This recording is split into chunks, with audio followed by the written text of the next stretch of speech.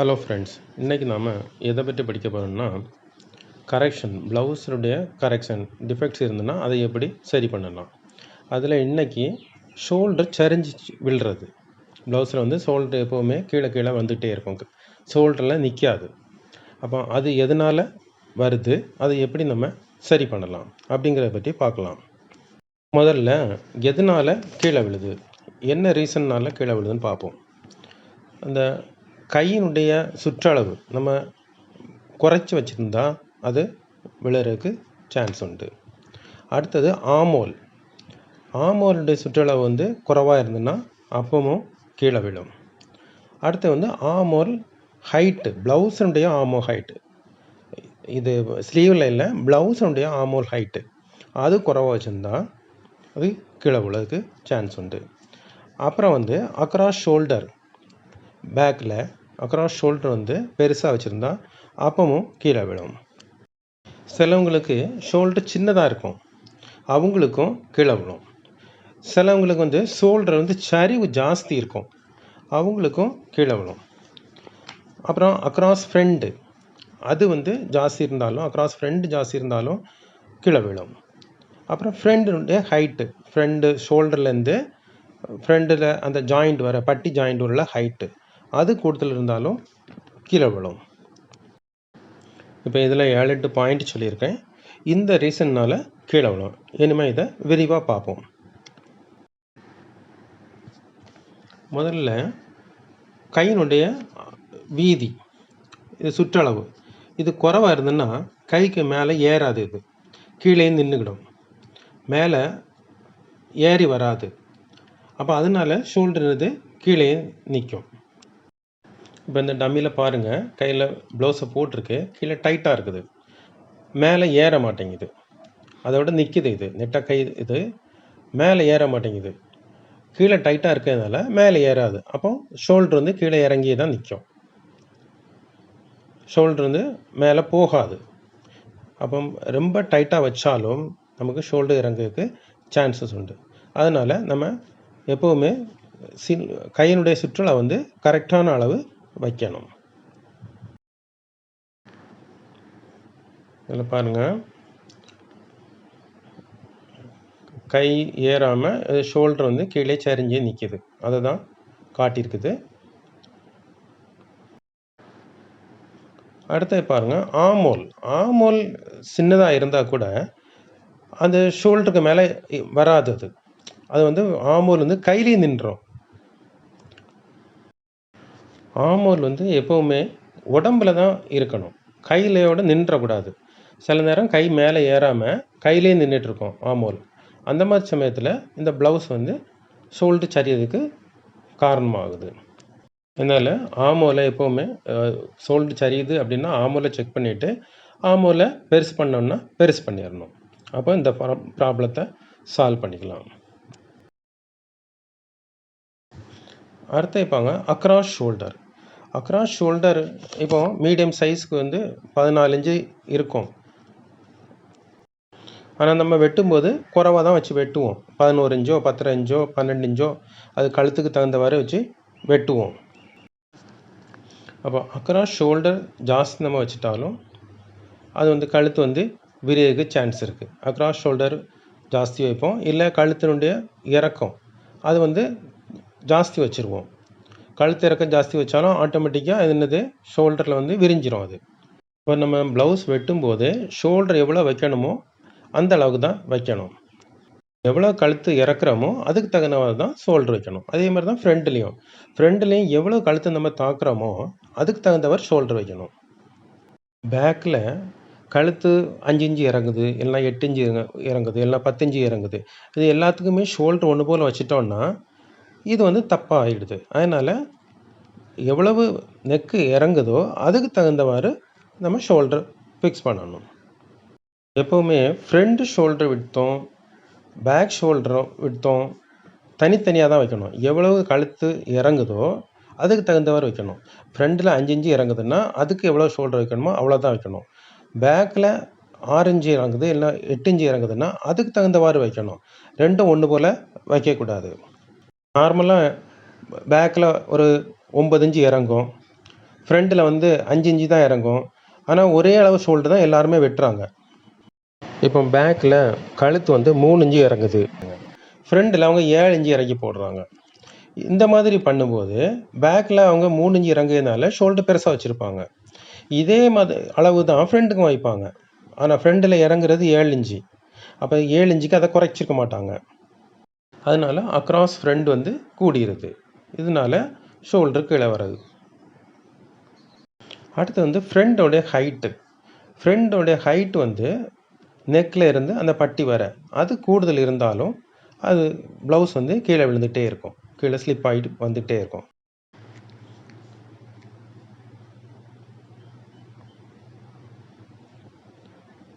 இப்போ இந்த ப்ளவுஸில் பாருங்கள், நம்ம வெட்டுறது வந்து ஷோல்டர் குறைவாக வச்சு தான் வெட்டுவோம்.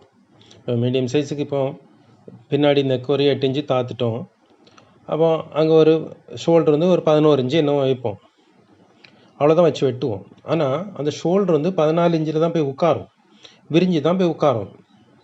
எங்கே வெட்டுறோமோ அங்கே இருக்காது, விரிஞ்சு தான் உட்காரும். இப்படி வந்து விரிஞ்சு இந்த இடத்துல வந்து உட்காருது. அடுத்தது கீழே ஒரு டாட் போடுவோம், பேக்கில் ஒரு டாட் போடுவோம். இப்போ சைடில் பாருங்கள், சைடு வந்து நேராகிடும். நம்ம ஏன்னா ஃப்ரெண்டு கூட சைடை ஜாயின் பண்ணும்போது சைடு நேராக இருக்கும். இப்போ அந்த ஆமோவில் பாருங்கள், ஆமோவில் ஆக்சுவலாக கீழே தாந்து வரணும், அந்த ஒரு பிளேட் இருக்குது அதோட தாந்து வரணும். ஆனால் ஆக்சுவலாக அந்த துணியில் பாருங்கள் மேலே உயர்ந்துருக்குது.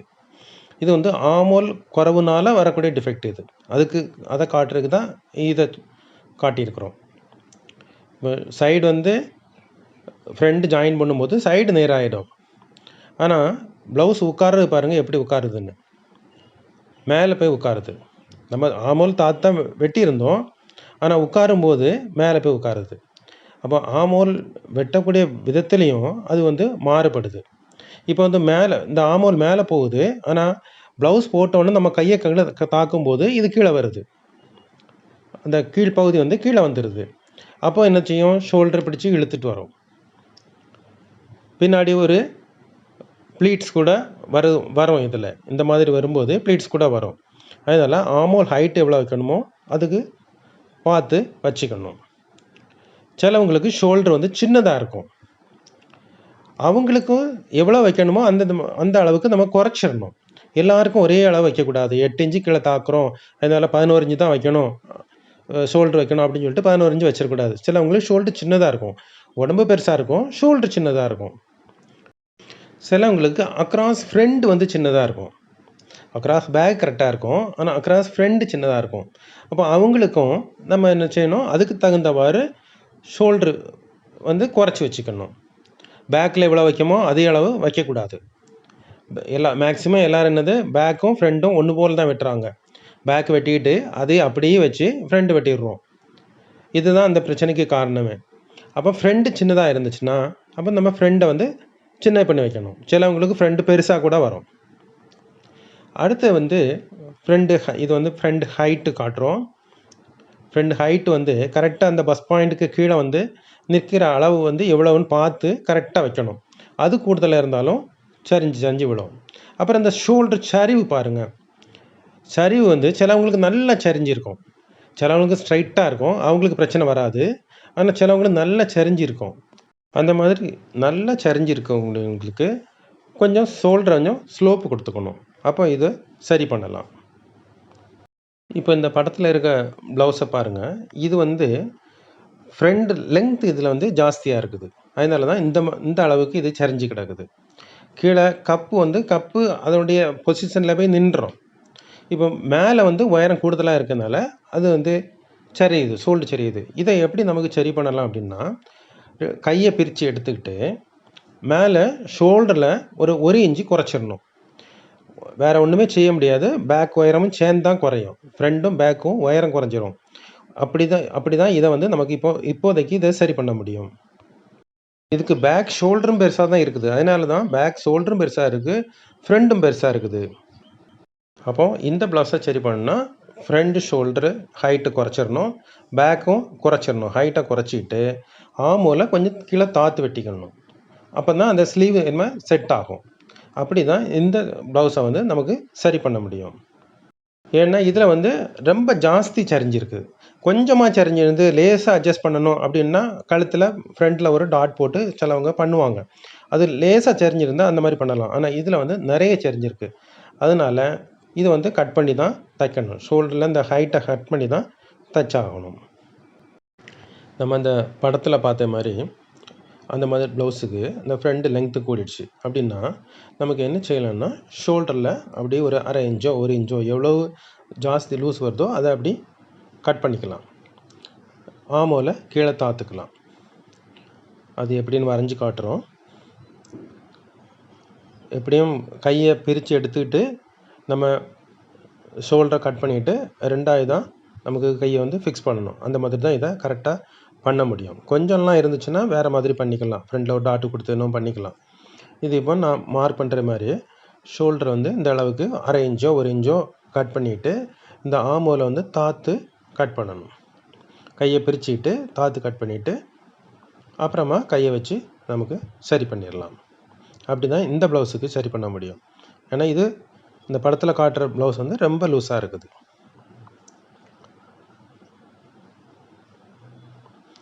கொஞ்சமாக இருந்தது ஃப்ரண்டில் அப்படின்னா ஃப்ரண்டில் ஒரு சின்ன ஹூக்கு கூட மாட்டிக்கலாம். எக்ஸ்ட்ரா ஒரு ஹூக்கு மாட்டி இந்த ஹூக்கை வந்து மேலே தள்ளி வச்சாச்சுன்னா சரியாயிடும். மேலே ஒரு ஊக்கு வச்சிட்டாலே போதும், அது நமக்கு செட் ஆகிடும்.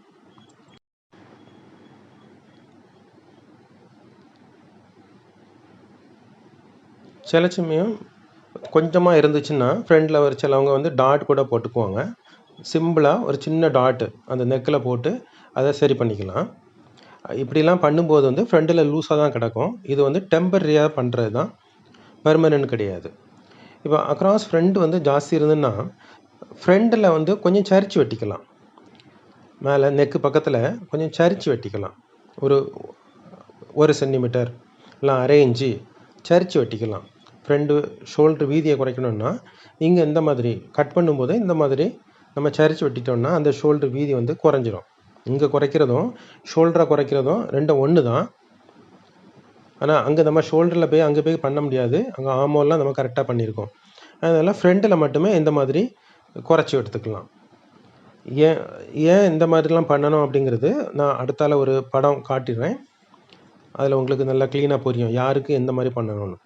சில நேரம் வந்து இது ஏன் வருதுன்னா சில நேரம் பேக் நெக் வந்து உயர்ந்துருக்கும், ஃப்ரண்ட் நெக் வந்து நம்ம தாழ்ந்துருக்கும். இப்போ பேக் நெக் உயர்ந்ததுன்னா ஷோல்டர் பெருசாக போட்டிருப்போம். அப்போ அதே மாதிரி ஃப்ரண்ட்டும் ஷோல்டர் வந்து பெருசாகவே வெட்டிடுவோம். அப்போ இந்த மாதிரி ஃப்ரண்டில் ஒரு கிராஸாக நம்ம கட் பண்ணி எடுத்துட்டோம்னா இந்த பிரச்சனை வராது.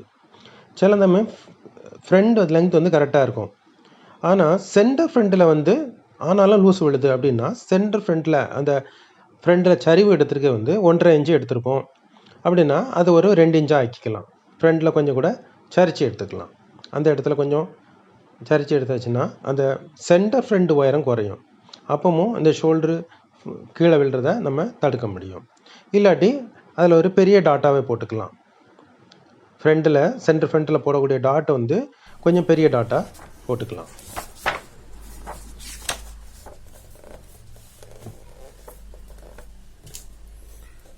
இப்போ இதுதான் கரெக்டான அளவு.